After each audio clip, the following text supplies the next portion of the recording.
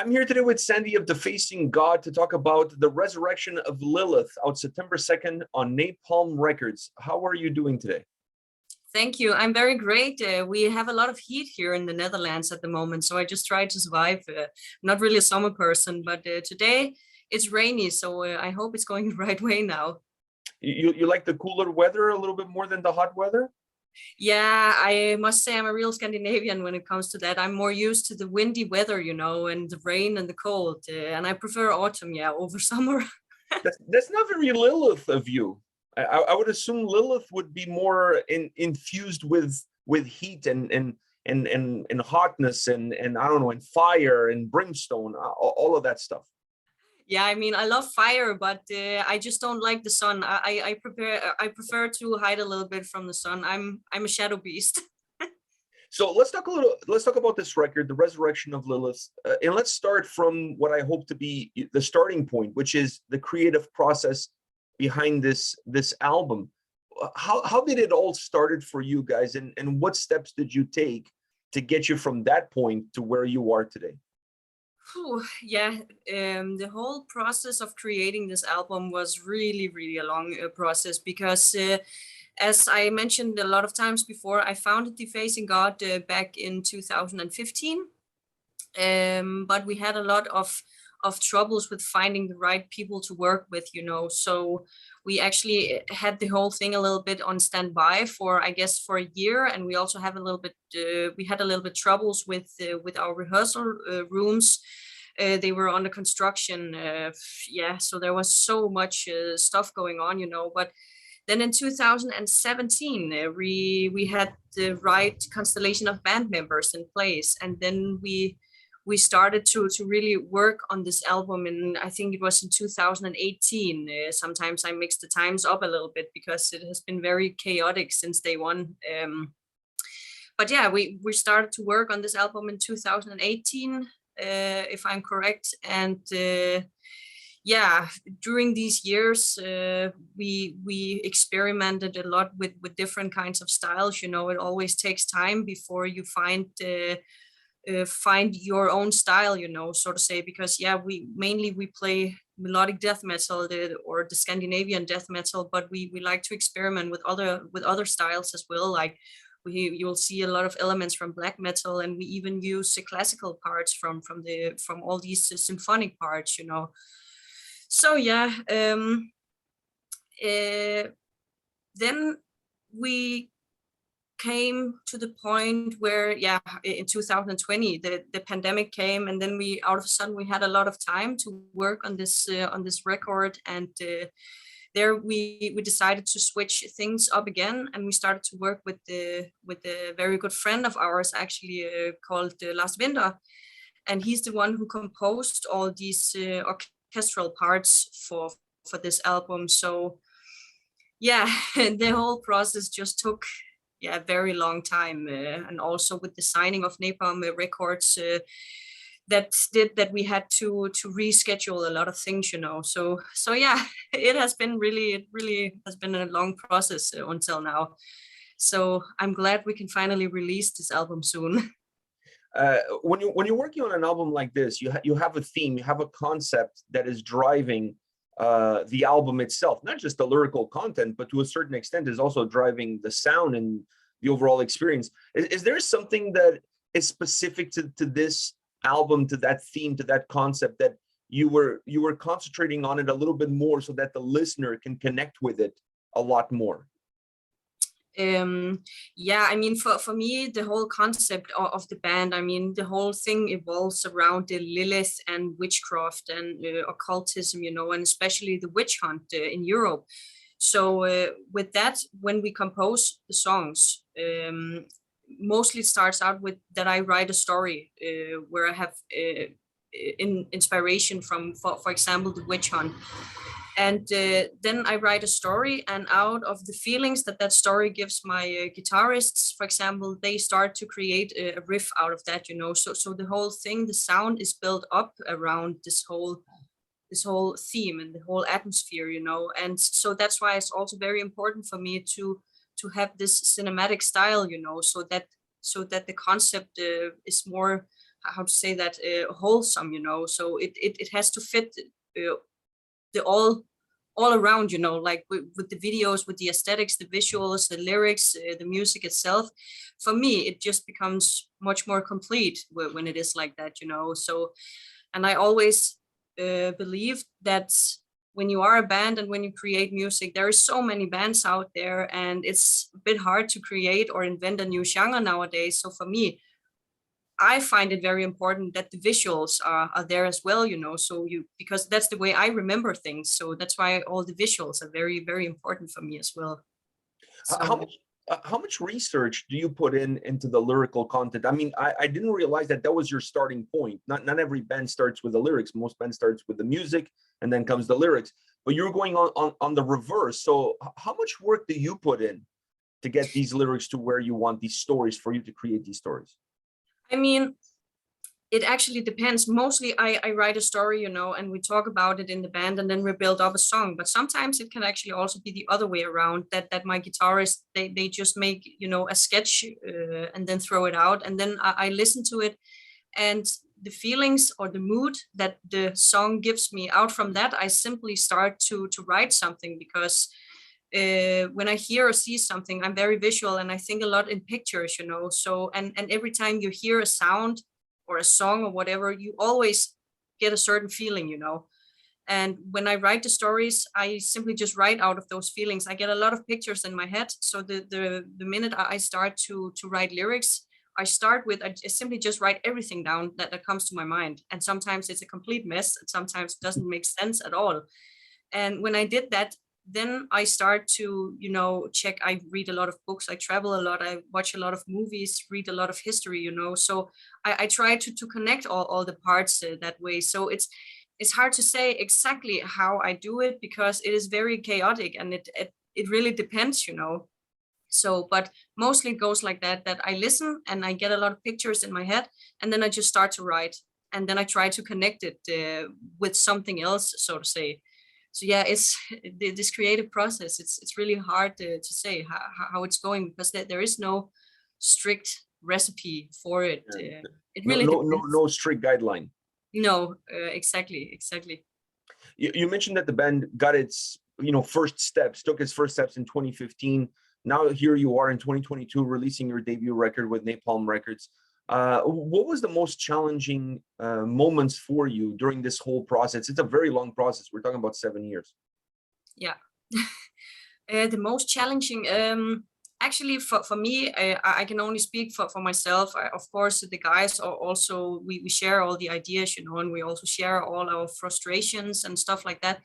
But for me, as the writer and as the singer, the hardest part for me is if you, for example, have a deadline and you have to finish a song, but you simply just have a writer's block, and you are simply out of ideas, and you cannot connect all the ends, you know. That is the most frustrating part for me, because sometimes it's like I can write a story or a lyric in one day if I'm really in the flow, and other times if the guys comes up with a song, it can take me months to even finish it, because you have to force yourself, because yeah, mostly the good art is not created when you force it, you know. It has to come naturally. So I think these moments are the most frustrating parts for me, when I simply get this writer's block, so to say.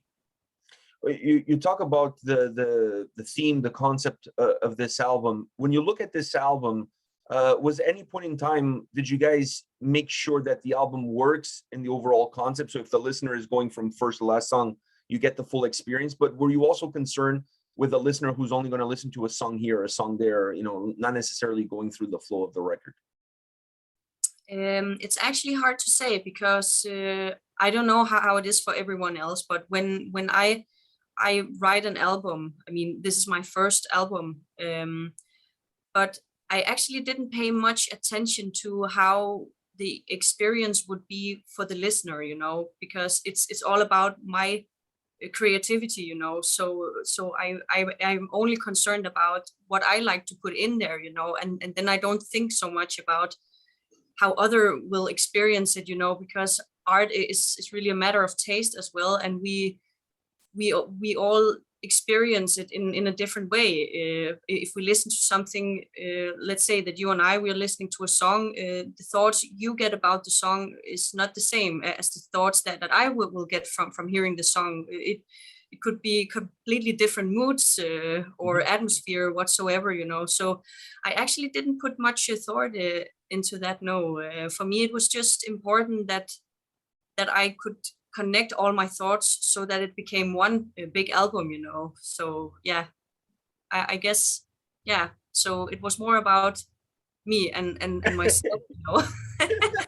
So, but of course, I just hope that I hope the audience likes it, of course, because I really put all my effort and my whole soul in there. So if the audience likes it, it's a big plus. And I mean, they are the one that's, you know, I need the audience to even exist, you know. So I of course hope that they like it. When I saw Jacob Hansen's name as the producer for this record, I knew right away that the album was going to have great sound. I mean, like, the guy has the Midas touch. What was it about him specifically that you guys wanted to work with, that you felt that perhaps he could give this record that maybe somebody else couldn't? We have a lot of personal experiences with Jacob, because some of my band members, my guitarist, for example, knows him pretty well from back in the days. And then we just know that, in our opinion, he is really one of the best. He is really someone who knows how to create this massive sounds where everything can be heard, you know, the guitars, the symphonic parts, the vocals, everything. He's really good at what he's doing. So that's why for me there was just no doubt about that we had to use Jacob for this whole album. He's an awesome person, and he's really easy to work with, and he instantly gets what you want, so to say. So all around in the band, we just thought that Jacob would be a great fit for us, because he really fits to this more massive sound. So yeah, it was really a good choice to work with him, and it's definitely also not the last time I will work with him. Wow, he's a great guy too. He's a great dude. You mentioned it earlier that the sound on this record, you know, like, you're not going to reinvent the wheel. You're not going to create a new genre, more melodic death metal, but obviously with other influences. Now, were those influences that came into the sound? Because I thought you guys really brought a lot of different sounds to the table, so to speak. So were those sounds driven by your own personal choices, music that you like to listen to, or you were bringing them in order for that concept to better become alive for the listener?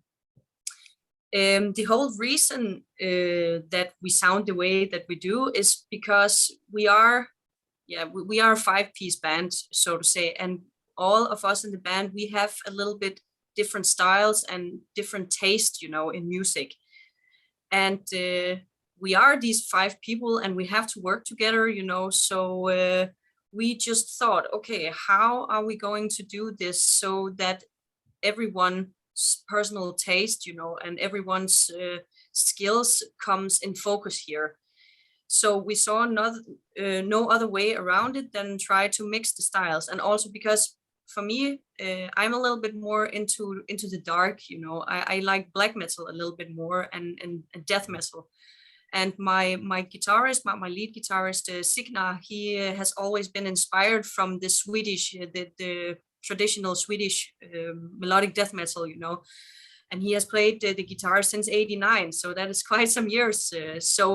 And all his skills and all what he can do on the guitar, it would be a shame if I let that down, so to say. So of course I also need to make space for that his style comes through. So that is why we wanted to experiment with a lot of different styles, you know. And also because, as said, it is really hard to create a new genre nowadays. I don't even think it's possible. I mean, think about if every new band coming up should put out a new style. It's impossible. But what is possible for me is that or in our case, we took a genre that we really love and adore, because we love this Scandinavian metal traditions. And then we tried to put our own twist to it, you know, our own personal interests. And that would, for me, for example, be the dark, the occult, you know, witchcraft and all these things. And then again, because we have all these visual parts, and we are yeah, we love this cinematic style. We wanted to put even more atmosphere in there. So that's why we also decided to add these symphonic parts, because for me, or for everyone, I think, if you watch a movie, it's not the same without the soundtrack, right? You really need that to set the mood. And it's also possible to create that from a guitar, but I just like when there's more details and more layers, so that the listener gets a little bit more challenged when they listen to it. So yeah, that was the whole idea behind it. And also because it's fun to be creative, and it's fun to jump out of the comfort zone and try to experiment a little bit with everything, so to say. So yeah, that was the idea behind it. We've talked about everything, but we haven't talked about your vocals. So I want to ask you about that. What song on this album was a little bit more challenging for you? What song on the Yeah, album? is there a song on this album that in your mind was a little bit more difficult vocally, that forced you maybe a little bit out of your comfort zone? Then it would be all the parts. I mean, we have a few songs on the album where I use clean vocals, like this choir style, because many years ago I was a choir singer and I haven't done it for many years. So I almost forgot about it, but I thought it would be fun to actually make an organic choir instead of just using plugins. I mean, we also just use plugins for some of the parts, of course, from the keyboard, but I also thought it would actually be fun to experiment a little bit with my old skills, so to say. So that was really out of my comfort zone, to stand in the studio and to record with my clean vocals, because I didn't do it for many years, and I always felt a little bit uncomfortable by doing it, because when you scream and growl, nobody can hear if you hit a false note, so to say. But when you use your clean vocals, you are a little bit more vulnerable, so to say.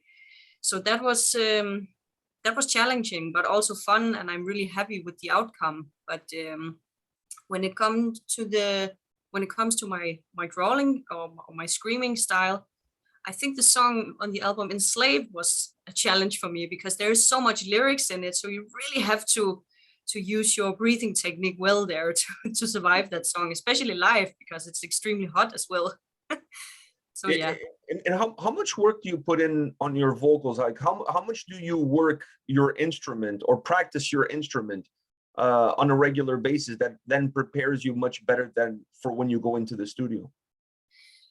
I must say, the last few years, I didn't have as much time for rehearsal as I had back in the days. But back in the days when I was in really good shape with my voice, I rehearsed maybe like 3-4 times a week, actually.